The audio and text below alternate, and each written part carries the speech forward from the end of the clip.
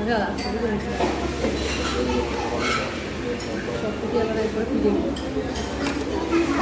আমার একটা খাই